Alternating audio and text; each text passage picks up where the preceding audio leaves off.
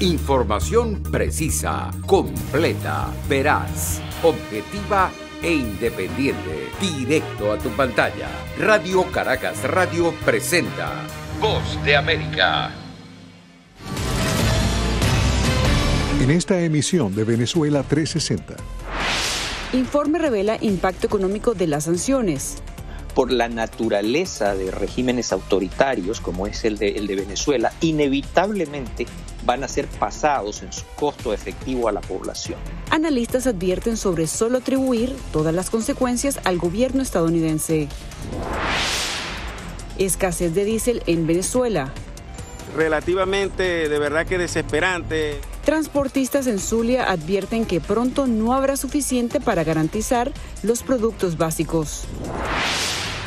Jubilados venezolanos en España reclaman su pensión. Nosotros nos ganamos ese derecho porque cotizamos al Instituto Venezolano de los Seguros Sociales. Tras 5 años de no recibir pago, pensionados venezolanos denuncian vivir en precariedad.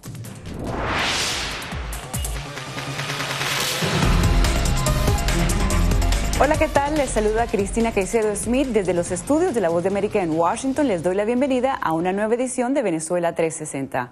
La Comisión de Asuntos Exteriores de la Cámara de Representantes de Estados Unidos sostiene que las sanciones aplicadas a empresas e individuos venezolanos tuvieron un impacto negativo en la economía de ese país. No obstante, expertos consultados por Belén Mora advierten sobre el peligro de atribuir este impacto solamente a las penalidades estadounidenses. Entre los principales hallazgos del reporte elaborado por la Oficina de Rendición de Cuentas del Gobierno de Estados Unidos, GAO por sus siglas en inglés, revela que las sanciones, particularmente a la compañía petrolera estatal en 2019, probablemente contribuyeron a la caída más pronunciada de la economía venezolana, principalmente al limitar los ingresos de la producción de petróleo. Pero el mismo informe aclara que el deterioro económico de Venezuela y principalmente de su industria petrolera no son atribuibles exclusivamente a las sanciones estadounidenses. Sin embargo, la mala gestión de la petrolera estatal de Venezuela y la caída de los precios del petróleo son otros factores que también han afectado el desempeño de la economía durante este periodo, indica el reporte. Analistas consultados por La Voz de América y que han examinado el informe reconocen el impacto que las sanciones pueden tener en la población.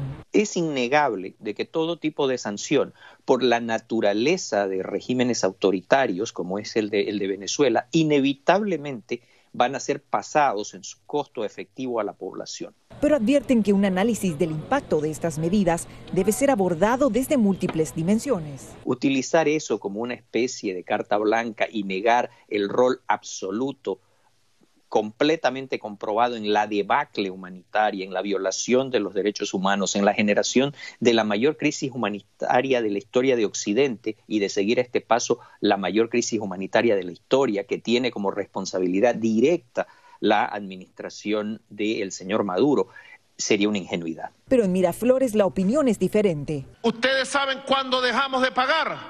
Cuando llegó Donald Trump con sus medidas devastadoras, extremistas y crueles. Y PDVSA le prohibieron vender petróleo en el mundo. La elaboración de este reporte, cuyos resultados fueron presentados a inicios de febrero, fue encomendada por la Comisión de Asuntos Exteriores de la Cámara de Representantes. En una entrevista con La Voz de América a mediados de diciembre, su presidente, el legislador demócrata Gregory Meeks, aseguró que una de sus prioridades sería la búsqueda de una salida a la crisis venezolana a través del diálogo. Así que la estrategia será activa y tratará de entablar un diálogo y tratará de ver si de hecho podemos lograr que la oposición finalmente se una y tenga elecciones justas e imparciales. En palabras de los analistas, una eventual flexibilización de las sanciones hacia Venezuela por razones humanitarias debería incluir, entre otras cosas, resultados efectivos en la mejora de la calidad de vida de los venezolanos.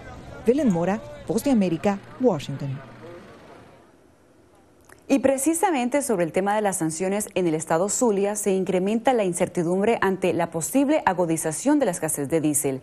La situación tendría una consecuencia devastadora en el sistema de transporte y en el sector agroalimentario del país, según transportistas y expertos. Carolina Alcalde tiene los detalles. Las filas de vehículos en las estaciones de servicio ya no solo se deben a la escasez de gasolina, también a la falta de diésel. Este combustible que es requerido para el traslado de alimentos, medicinas, así como para el funcionamiento del transporte público, maquinaria agrícola y generadores eléctricos.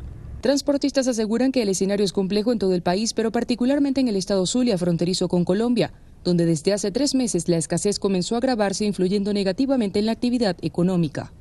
Relativamente, de verdad que desesperante. Nuestros agremiados todos los días nos llaman pidiéndonos auxilio, no pueden trabajar. Debido a la falta de gasolina, la resiliencia de los conductores los llevó a modificar el sistema de combustible de sus unidades de transporte, pero resultaron doblemente afectados. Estoy hablando de microbuses, autobuses de capacidad de 50, de 60 puestos, y ellos hicieron una inversión de $7,000 para convertir sus vehículos a gasoil, sus unidades a gasoil.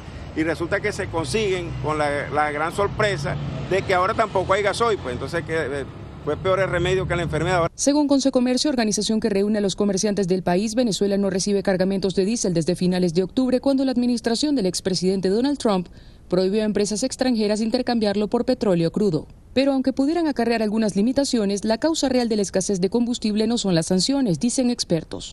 Es una excusa fácil como para decir, yo lo produzco por culpa del otro. No, tú no estás produciendo por culpa tuya, por tu ineficiencia. El especialista agrega que el gobierno de Nicolás Maduro intenta activar algunas plantas de las refinerías del país, pero asegura que requieren una reparación mayor y que actualmente no son confiables para operar de manera continua. Un trabajo de varios meses para volverlas a llevar a una condición electromecánica confiable. Eso pues no se ha hecho también por la premura que ellos tienen de poner las plantas en servicio y hasta donde sabemos lo que se están haciendo es reparaciones puntuales, ¿no? Diversas organizaciones insisten en solicitar que por motivos humanitarios se levanten las sanciones vinculadas con el diésel, una medida que de acuerdo con analistas podría evaluar la administración del presidente de Estados Unidos, Joe Biden. Pareciera que en el gobierno de Biden hay un acento diferente. Probablemente ellos busquen alguna forma de negociación multilateral en el cual estén involucrados tanto China como Rusia, como la Unión Europea, los propios Estados Unidos, algunos países de la América Latina, a la hora de enfocar el tema de Venezuela. Por su parte, el presidente Nicolás Maduro ha insistido en que las sanciones están fuera del marco de la legalidad internacional y que han afectado a la economía del país. Yo digo que espero que haya una reflexión y una rectificación a fondo en el poder de los Estados Unidos sobre Venezuela. De acuerdo con datos de la Federación Unitaria de Trabajadores Petroleros de Venezuela, el consumo local de diésel es de aproximadamente 100.000 barriles al día, pero las refinerías están produciendo unos 25.000 barriles diarios.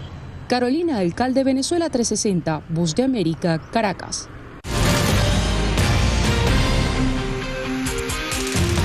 En 2020, Estados Unidos acusó a varios representantes del gobierno de Nicolás Maduro en Venezuela y al propio mandatario de corrupción y narcotráfico.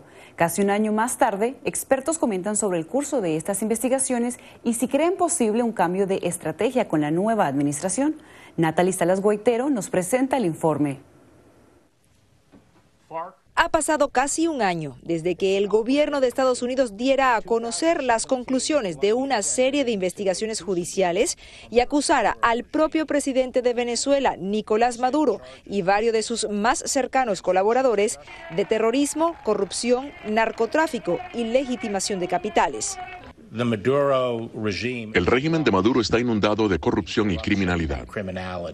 El gobierno de Donald Trump vuelve a arremeter utilizando una nueva modalidad de golpe de Estado sobre la base de acusaciones miserables, vulgares. Durante meses, los señalamientos de culpabilidad entre Washington y Caracas inundaron la palestra noticiosa. I, Joseph Robinette Biden Jr., do solemnly swear. Hasta que la toma de posesión del presidente Joe Biden despertó en Miraflores esperanzas de un borrón y cuenta nueva. Estamos dispuestos a andar un nuevo camino de relaciones con el gobierno de Joe Biden. aunque para la actual Casa Blanca un nuevo comienzo no parece ser la opción. Definitivamente no esperamos tener ningún contacto con Maduro pronto. Pero, ¿qué ha pasado entonces con las investigaciones? ¿Podría la diplomacia ser sinónimo de amnistía en la administración Biden-Harris? Para el comisario Iván Simonovic, comisionado de justicia nombrado por la autodenominada Asamblea Delegada que lidera Juan Guaidó, nada ha cambiado con el nuevo gobierno estadounidense. Dice que las denuncias han cobrado vida con los recientes informes de la alta comisionada de la ONU, Michelle Bachelet, y que la búsqueda de pruebas con miras a un proceso judicial sigue en curso. En algo no son buenos es en ocultar el dinero que se han robado. Algunos de ellos están aquí en Estados Unidos y creen que no está pasando nada, que no tienen ningún tipo de inconveniente.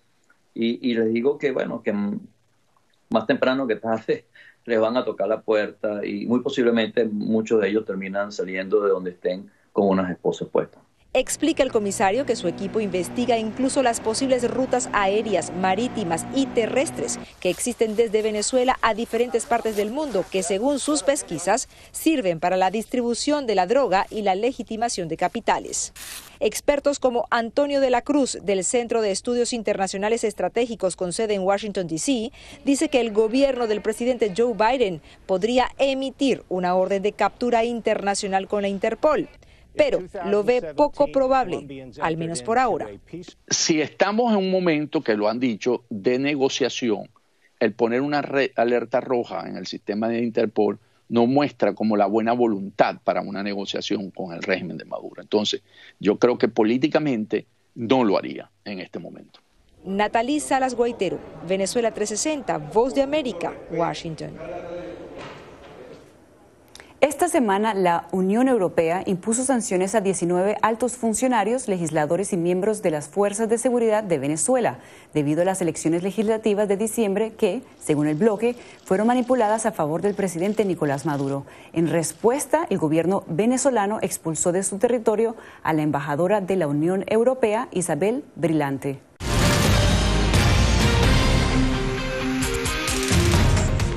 Seguimos en Venezuela 360 y nos vamos ahora a España, donde luego de toda una vida de trabajo, jubilados y retirados venezolanos residentes en ese país denuncian que el gobierno de Venezuela lleva más de 5 años sin pagarles sus pensiones. Explican que, como consecuencia, se encuentran en situación de precariedad económica y social. Desde Barcelona, Julia Riera nos cuenta. Enero de 2016 fue la fecha en que los aproximadamente 15.000 jubilados y pensionados venezolanos que residen en el exterior dejaron de recibir el monto de sus pensiones. El gobierno de Venezuela no les envió ninguna comunicación oficial.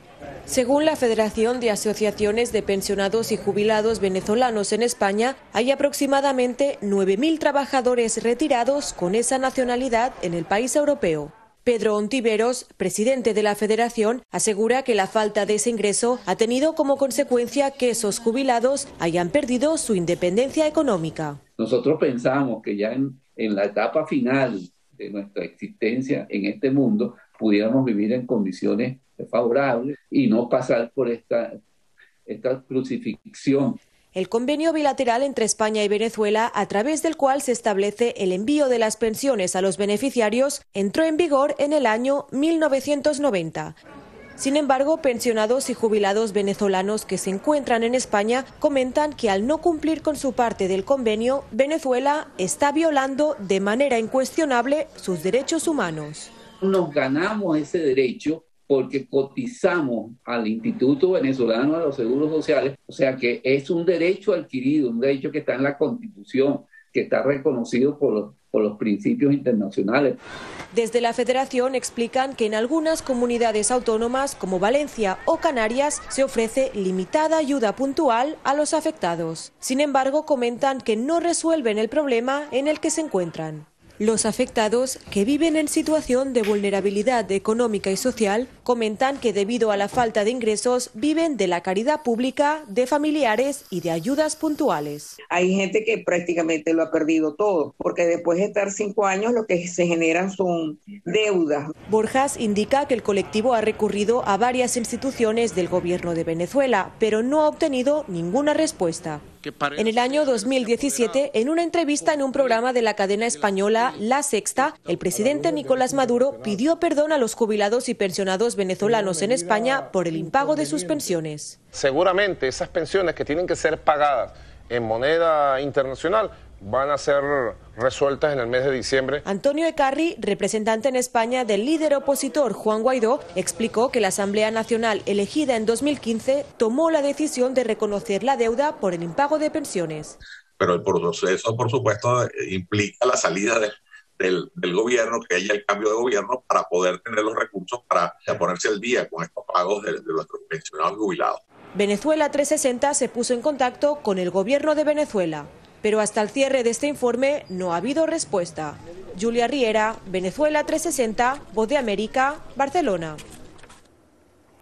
Ahora nos trasladamos a Caracas, Venezuela, específicamente a Petare, el barrio más grande del país que cumplió 400 años. Con la conmemoración de su larga historia, movimientos ciudadanos celebraron esta fecha con un cariz cultural en una comunidad marcada por el enfrentamiento entre bandas, criminales y pobreza y necesidad.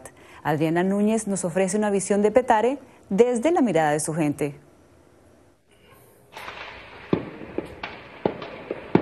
De noche se escuchan disparos. De día hay que madrugar en medio de la bulla, la violencia, la pobreza y el movimiento de los mercaderes. Sus residentes deben salir a trabajar. Petare es un mundo dentro de Caracas, es un entorno lleno de muchos contrastes. Este complejo de al menos 30 barriadas está entre las 3 comunidades más peligrosas de Venezuela. Petare llegó a tener en 2018 una tasa de 102 homicidios por cada 100.000 habitantes, según el Observatorio Venezolano de Violencia. A pesar de que Petare resalte en la prensa como uno de los barrios más peligrosos, la criminalidad, las drogas, aquello, lo otro, digamos que existe una red de solidaridad vecinal que convierten a la parroquia en una comunidad, y eso ha servido en muchas oportunidades para paliar situaciones difíciles. Jesús Piñero, un joven historiador nacido en Petare, cuya vida ha transcurrido en esta ciudadela pobre, da fe de ello.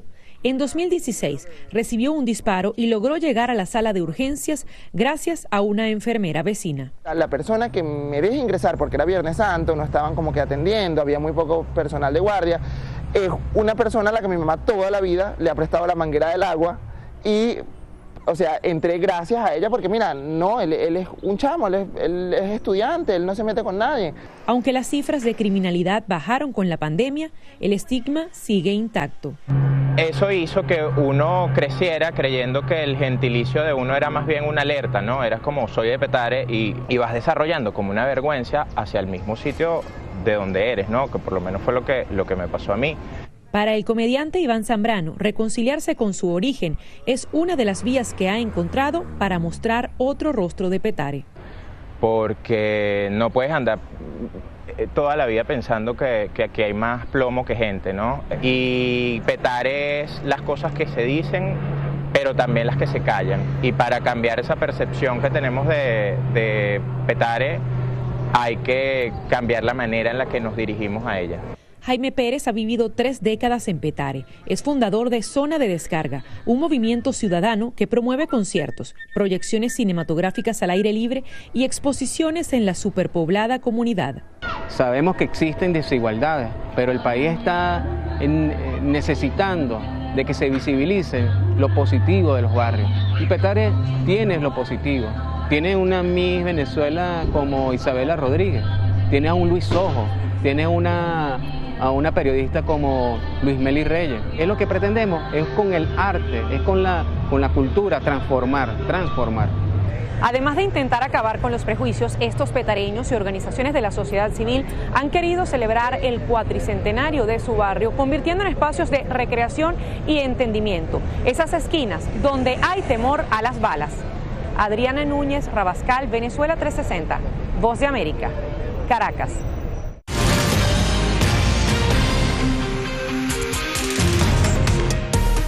Desde su labor como directora ejecutiva del Centro de Justicia y Paz, la causa de Beatriz Borges se enfoca en la asistencia psicológica y jurídica a las víctimas de violencia doméstica, como le contó a Sofía Pisani.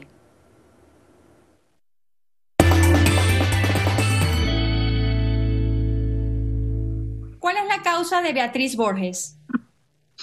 Bueno, mi causa es la dignidad humana y la forma de trabajar por ella es a través de la defensa de los derechos humanos. Beatriz, tú defiendes los derechos humanos en el Centro de Justicia y Paz. Cuéntanos qué se hace desde allí. Sí, bueno, en el CEPAS tenemos un trabajo ampliado por la defensa de los derechos humanos, los valores democráticos y la cultura de paz en Venezuela. Y específicamente vemos a las mujeres y a las niñas como parte especial e integral de lo que es el trabajo en estas áreas y su protección y la defensa de sus derechos como una área fundamental. Y desde allí trabajamos no solamente en el impulso de redes de protección, sino específicamente de empoderamiento ciudadano por los derechos humanos y defensa de los derechos de las mujeres. Y desde allí también tenemos un programa de atención a víctimas de violencia de género o víctimas de la violencia machista, donde damos asistencia tanto psicológica como jurídica a estas víctimas. Igualmente hacemos un monitoreo, una documentación de la situación de violencia de género, específicamente basándonos en el registro de mujeres asesinadas de femicidio en Venezuela. Hablando un poco específicamente de femicidio en Venezuela, ¿tienes algún balance de cómo ha sido la situación en los últimos años? Sí, bueno, lamentablemente una de las cosas que hay que apuntar es que no existe una información, un registro oficial de la data de femicidios en Venezuela. Y lo que hacen las que hacemos diferentes organizaciones de la sociedad civil y observatorios es a través de lo que podemos documentar en los medios digitales.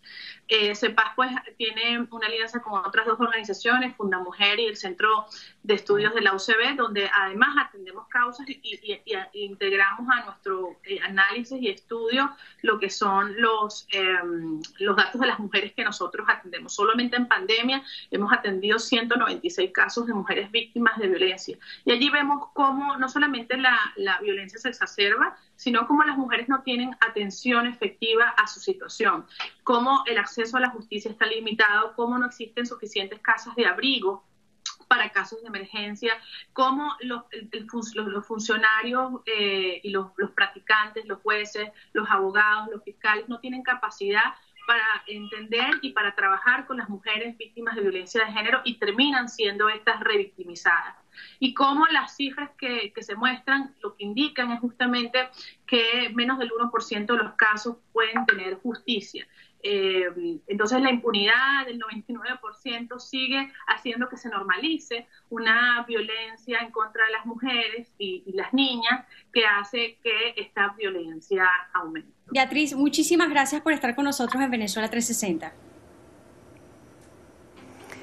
En lugares remotos de la Amazonía venezolana, donde abunda el oro y la minería ilegal, según autoridades, comerciantes recurren al oro en busca de una alternativa a los billetes nacionales. Algunos mineros navegan en un barco por el río Orinoco intercambiando líneas de oro. Cada línea equivale a 1/10 de gramo del metal precioso y se puede cambiar por productos como la gasolina.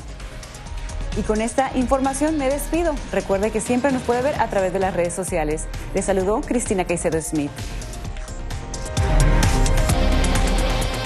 Información precisa, completa, veraz, objetiva e independiente. Directo a tu pantalla. Voz de América en RCR 750.